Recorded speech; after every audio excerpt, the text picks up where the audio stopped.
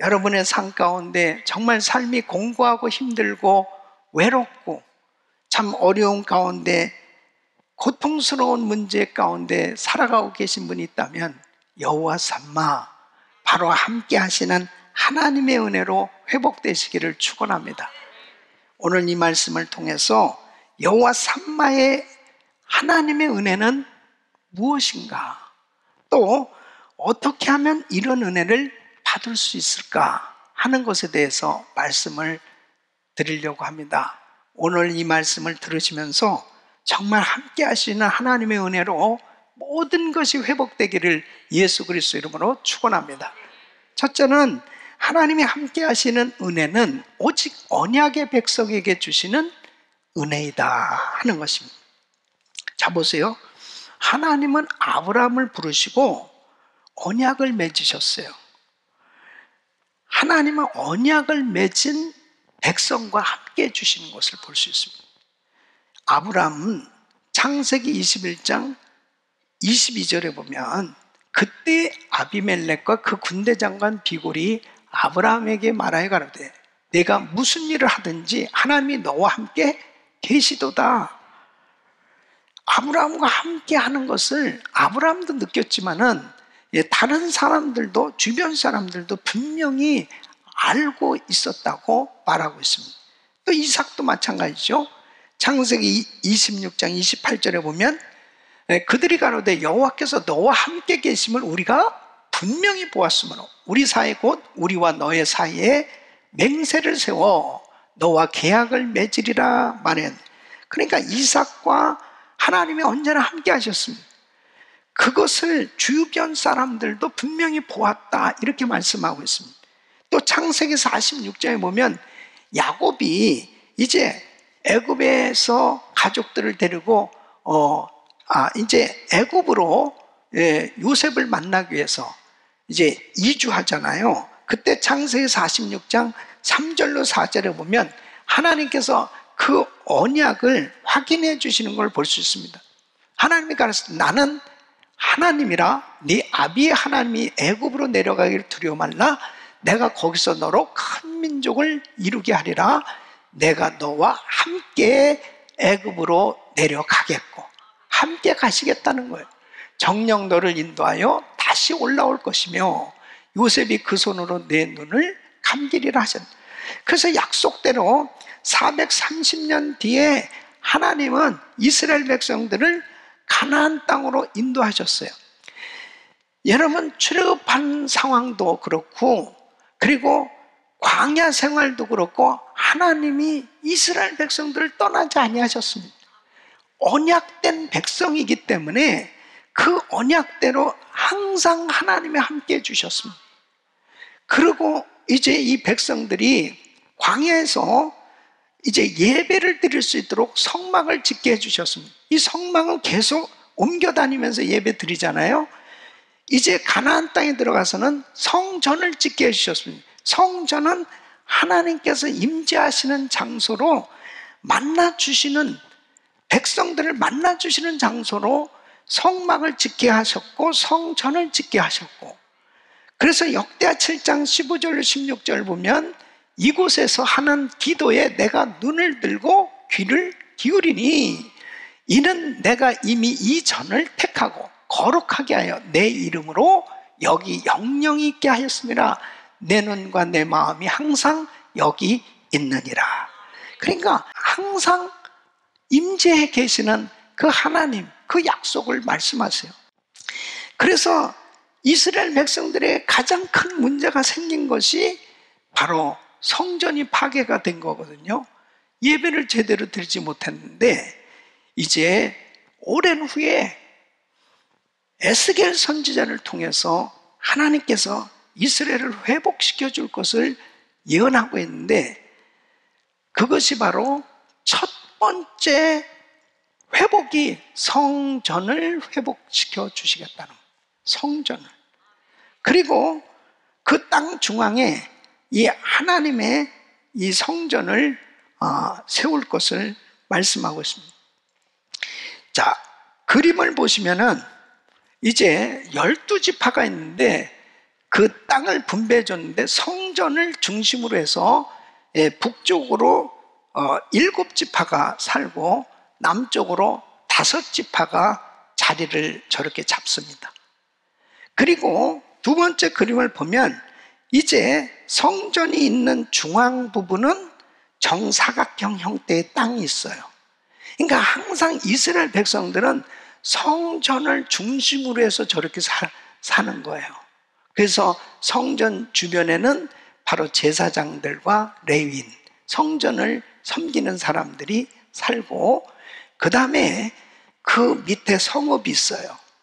그 성읍이 바로 이제 이 유대 백성들이 사는 성읍입니다. 이것을 세 번째 그림 좀 더 크게 하면 바로 이 성읍에 동서남북으로 4면에 3개씩 문이 다 있습니다. 그리고 저 성읍 이름을 뭐라고요? 여호와 삼마. 그래서 하나님이 거기에 계신다. 하나님의 백성들과 함께 하리라.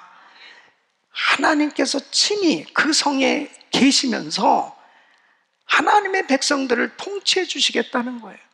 이것이 가장 큰 은혜요, 축복인 줄로 믿습니다.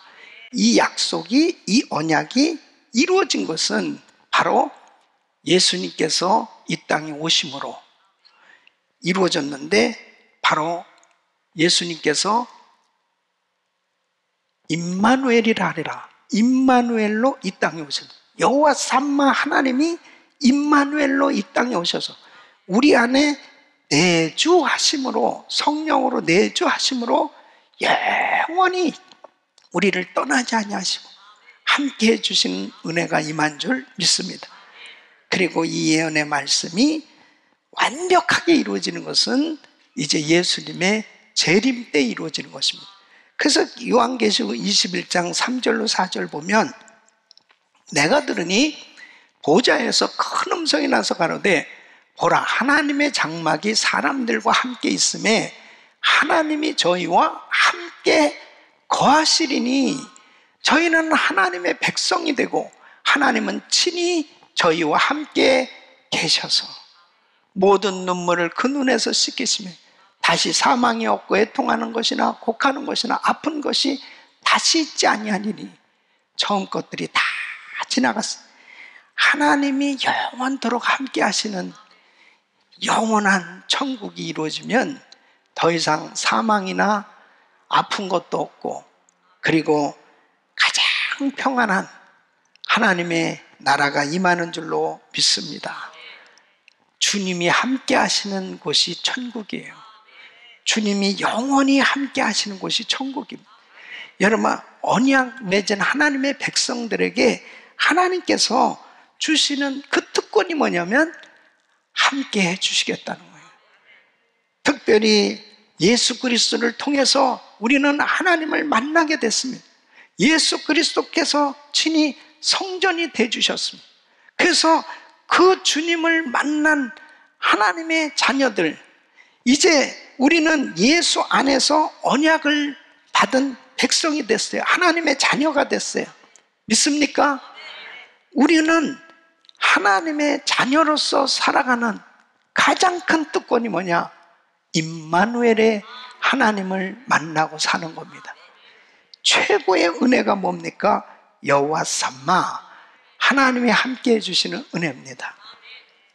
오늘 만일 정말 교회에 처음 나오셨거나 또 이 유튜브를 통해서 아직도 이 예배를 드리시면서 혹시라도 구원의 확신이 없으신 분은 예수님을 영접해 보세요.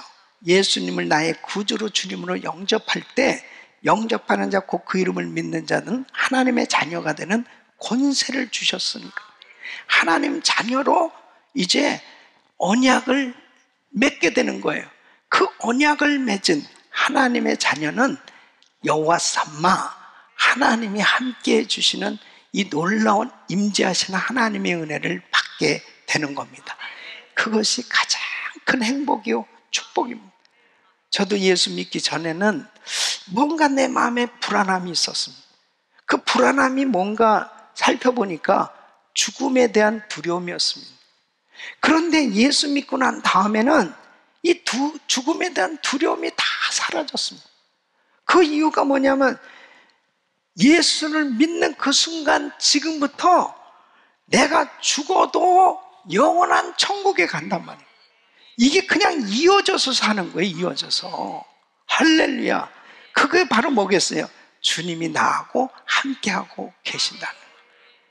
사랑하는 성도 여러분, 주님이 우리와 함께하고 계신 걸 믿으시기 바랍니다. 언약된 백성에게 하나님과 함께해 주시는 이 약속이 이루어지는 것입니다. 두 번째는 하나님이 함께 하실 때 승리와 안전과 형통의 은혜가 임하는 줄로 믿습니다. 하나님께서 함께 하실 때 하나님의 자녀들은 어디를 가든지 복을 받고 복을 나누고 복을 누리는 이 축복의 통로가 되는 거예요. 여러분 보십시오. 창세기 39장에 보면 이 요셉에게 2절로 3절에 이 은혜가 임한 겁니다. 여호와께서 요셉과 함께 하심으로 그가 형통한 자가 되어 그 주인 애굽 사람의 집에 있으니 그 주인이 여호와께서 함께 하신 그와 함께 하심을 보며 또 여호와께서 그의 범사에 형통케 하심을 보았더라. 틀림없이 육신적으로는 고난인데 하나님이 함께 하시니까 어때요? 형통한 자가 된 거예요. 하나님과 함께 하시는 것이 중요한 거예요. 그러니까 보디발은 하나님도 안 믿는 사람인데도 요셉을 보면서 저 다르네. 하나님의 함께 하심을 보았다는 거예요. 그래서 가정 총무로 세우잖아요. 여러분, 우리가 이 세상에 살고 있어요. 세상 사람들과 같이 똑같은 직업을 가지고 일들도 하고 있지만 하나님이 함께 하시는 사람에게는 구별된 역사가 일어나게 돼 있어요.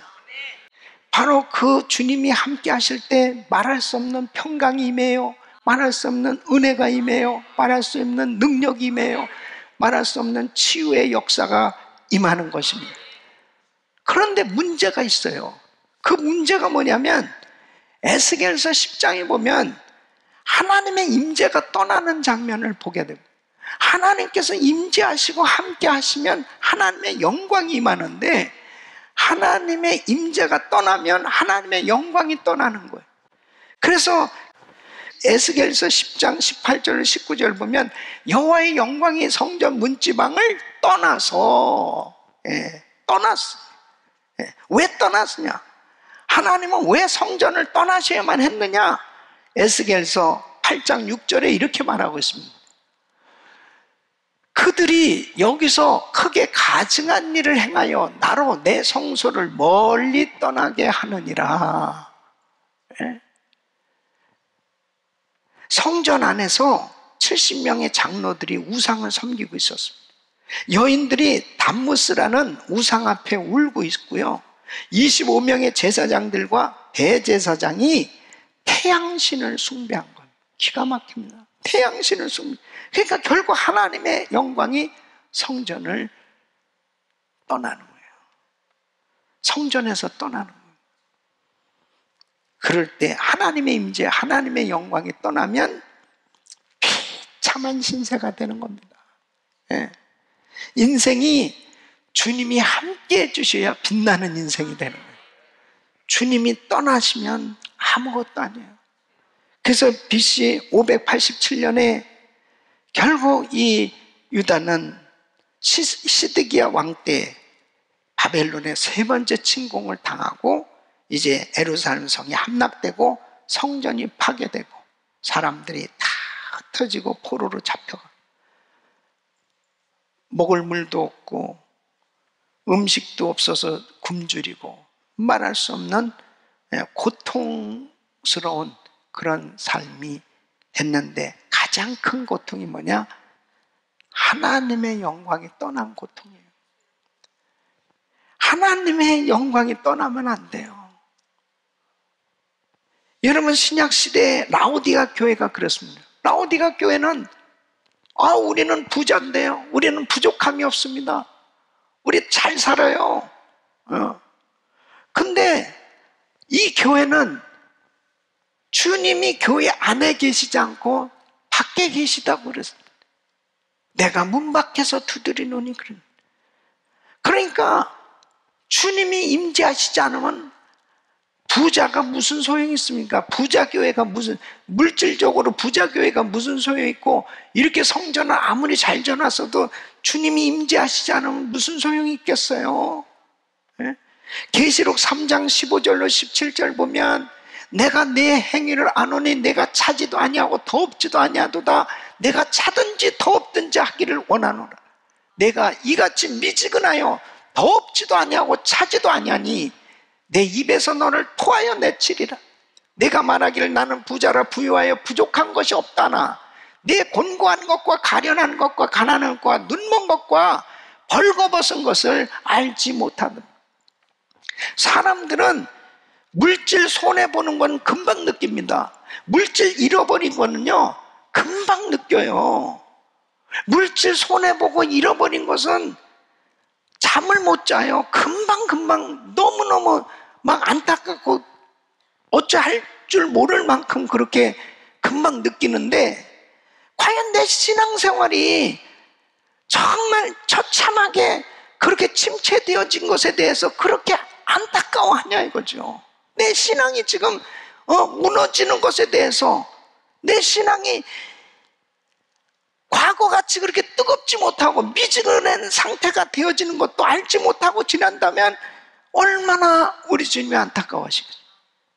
그러니까 1년간 이렇게 우리가 온라인으로 예배를 드리고 이 코로나 팬데믹 가운데서도 우리 성도들의 신앙만큼은 뜨겁게 타올라야 되는 거예요. 다윗도 그렇게 믿음의 사람이었는데 밧세바와 간음죄를 저지르고 난 다음에 하나님 앞에 막 노심초사하면서 막 기도를 하는 거예요. 무슨 기도하는지 알아요? 시편 51편 11절에 나를 주 앞에서 쫓아내지 마시며 주의 성신을 내게서 거두지 마소서. 성령 떠나가시면 안 됩니다. 성령 떠나가시면 안 됩니다. 막 노심초사하면서 막 그렇게. 그러니까 이 다윗은 하나님의 임재를 아는 사람이에요. 여러분, 기도하던 사람이 기도가 안 되잖아요. 그것만큼 괴로운 게 없습니다. 아무리 좋은 음식, 아무리 좋은 환경이라도 이게 마음이 기쁘지를 않은 거예요. 기도가 잘 돼야 되는, 예? 기도줄이 잡혀져야 되는. 예? 사랑하는 성도 여러분, 내가 죄를 져서 내 마음이 막 너무 괴롭고 힘들 때 눈물로 회개할 수 있는 사람이 축복받은 사람이에요. 그 회개할 때 성령 충만이 임하잖아요. 그 성령 충만이 임할 때 회복되지 않습니까? 사랑하는 성도 여러분, 여호와 삼마, 하나님이 나와 함께 하시는데 하나님이 나를 떠나지 아니하시고 나와 다 함께 하시는 하나님의 영광이 우리 가정에, 우리 교회에, 나의 평생 생에 하나님의 영광이 임하기를 축원합니다. 그래서 날마다 성령 충만하셔야 됩니다. 그 성령 충만할 때, 하나님이 함께 하실 때 승리와 안전과 형통의 은혜가 임하는 줄로 믿습니다. 세 번째는 하나님의 함께 하심의 약속을 의지하는 자에게 약속을 이루어 주신다 하는 것입니다. 여러분, 하나님의 임재는 늘 함께 한다는, 하나님이 임재하셔서 함께 하시는 것, 이거 큰 은혜의 축복이잖아요. 근데 중요한 것은 하나님이 함께 하시는 이 약속을 의지하는 사람에게는 놀라운 간증이 있는데, 그 하나님을 의지하는 해서 하나님의 역사를 경험한 사람은 소수라는 사실을 아셔야 돼요. 그러니까 뭐냐면요, 하나님이 분명히 우리와 함께 하시고 하나님이 우리를 떠나지 아니하신다는 것은, 이것은 약속이고 내가 머리로 하는데 나에게 막상 문제가 딱 생겨졌을 때 정말 하나님의 함께 하심의 이 약속을 의지하느냐, 그분을 정말 확실하게 의지하느냐. 그분을 의지하는 것은 믿음으로 의지하는 거거든요. 그 믿음으로 의지할 때 여호와 삼마의 약속이 우리에게 임하는 것을 체험하게 되는 거예요. 그때 위대한 간증이 있는 거예요. 네?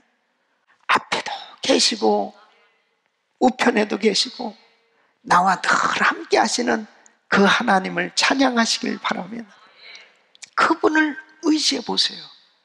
그분을 의지하면 할수록 내 마음에 기쁨이 충만해집니다. 우리 예수님도 이렇게 고백하십니다.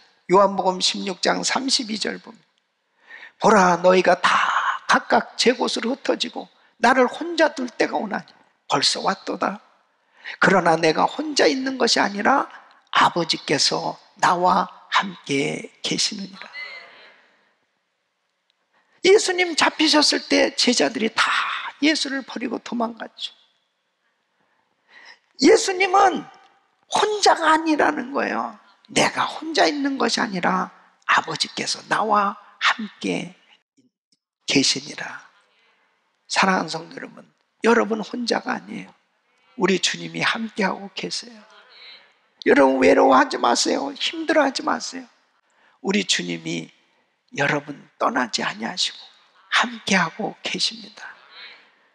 중국에서 사역하신 허드슨 텔러 선교사님, 보통 선교사님들이 제일 힘들 때가 어떤 때냐면 그렇게 열심히 선교를 하고 사역을 해도 전도의 성과가 잘 나타나지 않을 때, 이때가 제일 어려운 거죠. 뭐 힘들어도 막 전도해서 사람이 변화받고 예수 영접하고 막 그러면 얼마나 좋아요. 근데 그렇게 수고하고 노력을 해도 뭐 열매가 없을 때 그때가 가장 힘들고, 그 다음에 또 막 정신적으로 육신적으로 너무 막 지쳐지고 피폐해지는, 그런데다가 선교비까지 너무 정말 어려워지니까 이분이 너무 신경쇠약까지 걸려졌었는데, 바로 히브리서 13장 5절 이 말씀을 읽다가 이 말씀에서 놀라운 영감을 받고 깨닫게 됐다는 거예요. 그가 친히 말씀하시기를 내가 과연 너희를 버리지 아니하고 과연 너희를 떠나지 아니하리라. 내가 정신적으로 침체되어 있을 때 나는 마치 주님이 나를 떠나신 줄 알고 불신 속에서 살았음을 고백합니다. 주님은 결코 나를 떠나지 아니하셨다. 내 속에 주님이 계신 이상 나는 염려할 것이 하나도 없다는 사실을 알게 되었다. 여러분, 그렇습니다. 주님이 떠나신 게 아니에요. 그건 내가 불신앙이지. 지금 막 기도해도 기도도 안 되고, 그 다음에 막 삶에 너무 힘들고 어려운 일 생기면 주님은 나하고 함께 하시지도 않나? 떠나셨나? 아니요. 내 속에 주님이 함께하고 계시단 말이에요. 믿습니까? 주님이 나하고 함께 하신 이상 염려할 것이 없어요. 우리 주님께서 다시 일으켜 주실 것입니다. 아프리카에서 위대하게 사역을 했던 데이빗 리빙스턴, 이 선교사님은 그 뜨거운 그 무덥고 짜증나는 더위 가운데서 밤에는 또 춥고 그 다음에 맹수의 그런 공격과 또 원주민들의 방해, 이런 극한 상황 가운데 참 고통스러운 그 선교지에서 사역들을 감당하면서 이 사자의 공격을 받아서 오른팔도 장애를 갖게 됐습니다. 그런 가운데 이 사역을 감당했으니까 얼마나 존경스러워요. 사람들이 물어봅니다. 어떻게 그 어려운 것을 잘 이겨내셨습니까? 이 리빙스턴 선교사님의 한 말씀이거든요. 마태복음 28장 20절 말씀에 내가 세상 끝날까지 너희와 항상 함께 있으리라. 바로 이 말씀과 예수님의 십자가가 나를 끝까지 붙들어 주셨기 때문에 감당할 수 있었다는. 사랑하는 성도 여러분, 코로나 팬데믹이 언제 끝날지도 모르고 계속해서 우리를 위협하고 참 힘들게 하고 있어도 세상 끝날까지 내가 너희와 항상 함께 있으리라, 이 약속의 말씀은 그대로 이루어진 줄 믿으시고, 여호와 삼마, 우리 하나님이 우리와 함께하고 계신 걸 확실히 믿으시고, 임마누엘의 우리 주님이 우리의 손을 붙잡으시고 항상 우리와 함께 하신 걸 믿으셔야 됩니다. 2주 전에 우리 그룹 12의 김수영 집사님이 멕시코에 출장 갔다가 그 코로나로 인해서 다시 들어오지도 못하고, 그리고 그곳에 격리되어 있었는데 점점 심해져 가지고요, 이제 산소호흡기를 끼고 병원에 입원하게 되었잖아요. 얼마나 두려웠겠습니까? 그 멕시코 땅에서요, 거기에 낯선 곳에 어쨌든 병원에 들어가서 호흡기를 끼고 그런 상태에 있었는데, 참 감사한 거는요, 전화가 되더라고, 전화가. 예? 그리고 우리 1000번째 새벽 예배를 그 병원에서도 드릴 수 있다는 게 감사해요. 그러면서 기도해주고 기도를 받는 가운데 희망이 생겨지고 힘이 생겨지는 거예요. 주님이 함께하고 계시고 주님이 만져주시니까, 치료받는다는 이 확신을 가지니까 하나님의 은혜가 임한 거예요.